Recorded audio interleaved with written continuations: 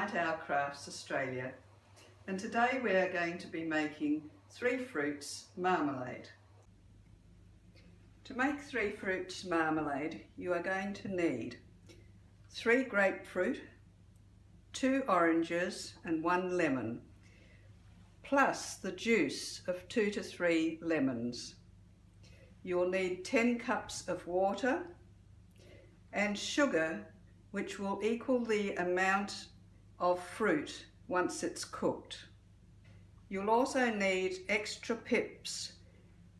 We save the pips from any citrus fruit that we eat and we freeze them ready for use in making the marmalade. The advantage of having extra pips is that they add pectin to the mixture, which helps it to set. You will also need a stocking that hasn't been worn ever.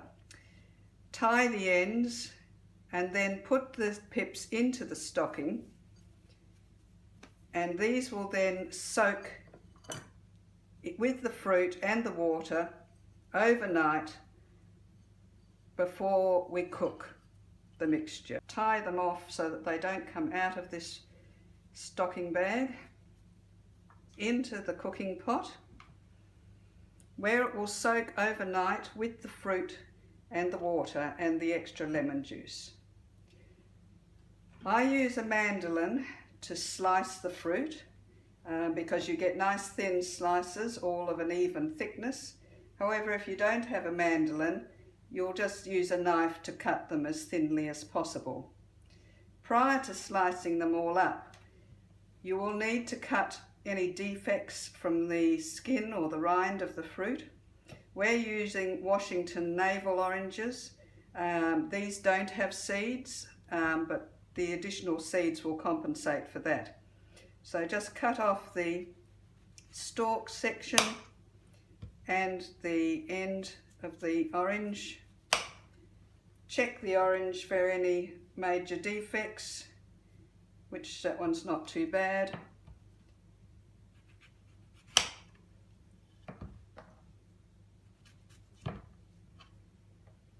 And the same with the grapefruit. You just want to remove the little core of the stem.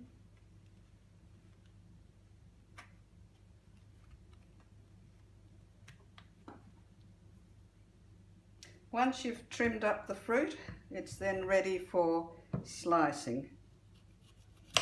Again, if using a mandolin, take care as they're extremely sharp. Using a hand guard is the best and safest option.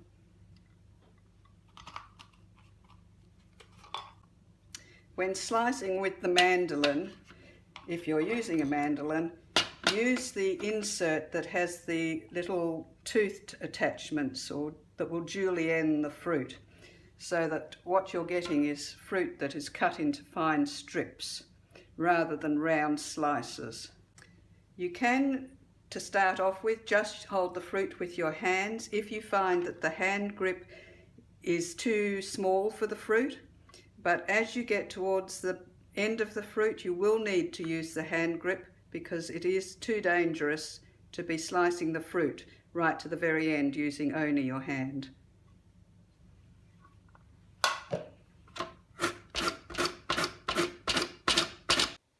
As you're slicing the fruit with the seeds in them, check every few slices for any obvious pips and just remove them as you go to add to the pips supply at the end.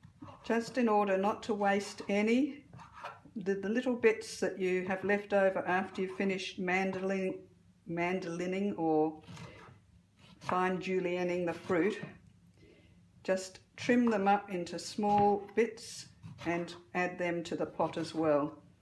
All the citrus fruit gets used, the skin and the flesh.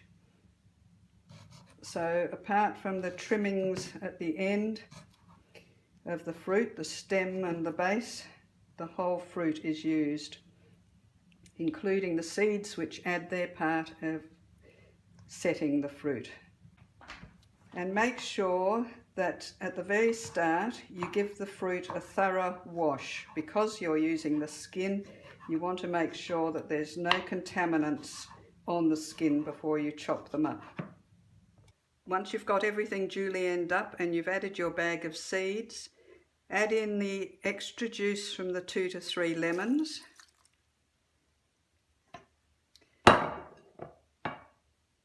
And then add the 10 cups of water.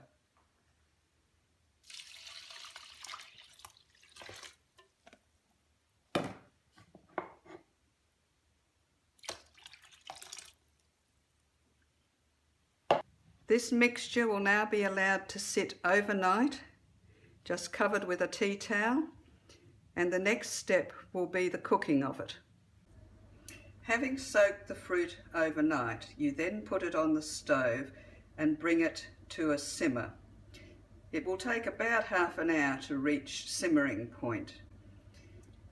At this stage, you will need to remove the bag of seeds, and using a gloved hand, you will need to squeeze out all the liquid from the bag of seeds. What should come out should be a gelatinous liquid.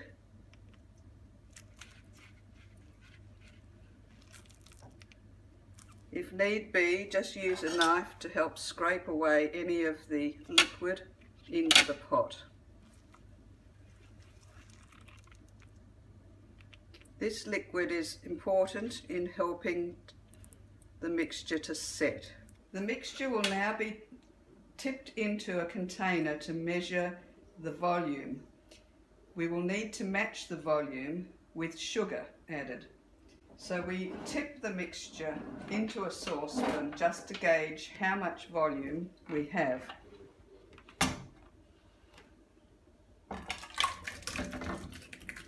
It's best to wear an apron as it's likely to splatter a little bit, and be careful as it will be hot.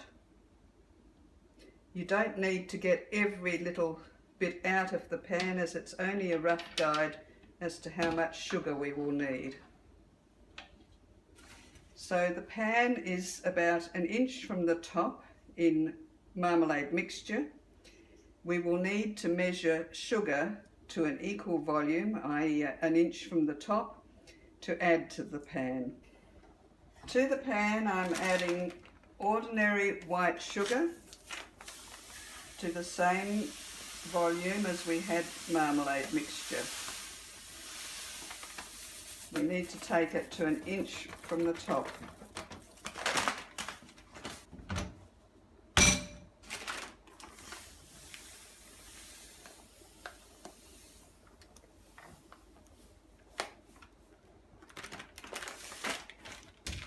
This sugar is then added to the marmalade mixture.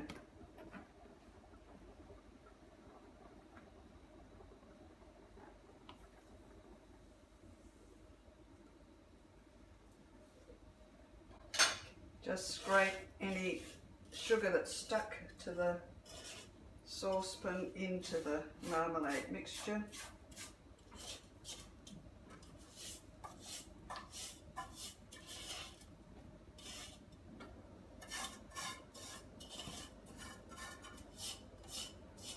And then you will need to stir it until it has dissolved.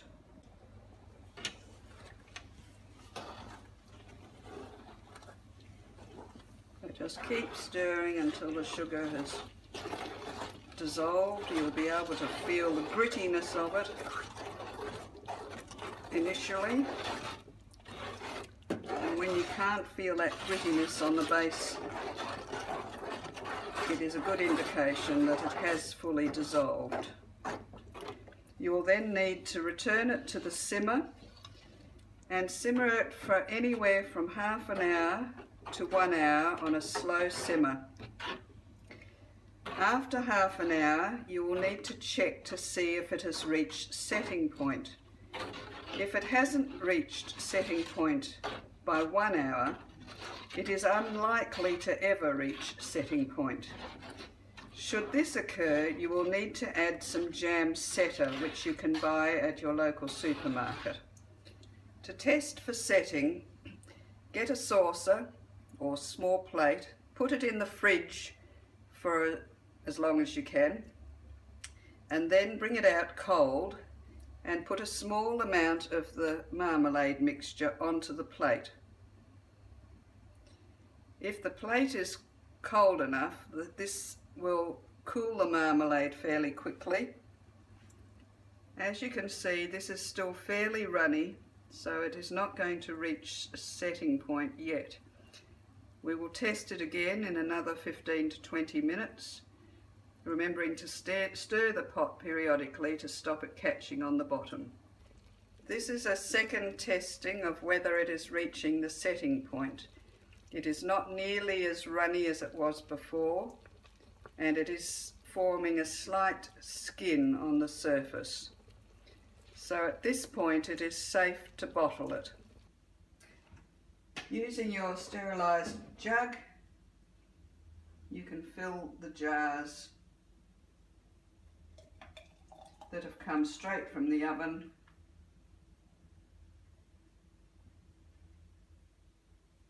and then put them on the bench to cool slightly. When filling the jars, leave a space at the top, approximately ½ an inch. If you fill them too full, they tend not to seal. At this point, having filled all the jars, we can now go ahead and tighten the lids on them all. So we now just leave them to cool and wait to hear the pops, and then they can be labelled, and if you're selling them at a fete or a stall, you can make nice little caps for them, paper caps. Don't feel that you have to buy new jars and lids. You can recycle jars that have been previously filled and used. Just make sure that you clean them thoroughly. Heat the jars to 100 degrees in the oven to re-sterilise them, and boil the caps in boiling water for a few minutes to sterilise those as well. Please subscribe and watch further videos from Night Owl Crafts Australia. Thank you.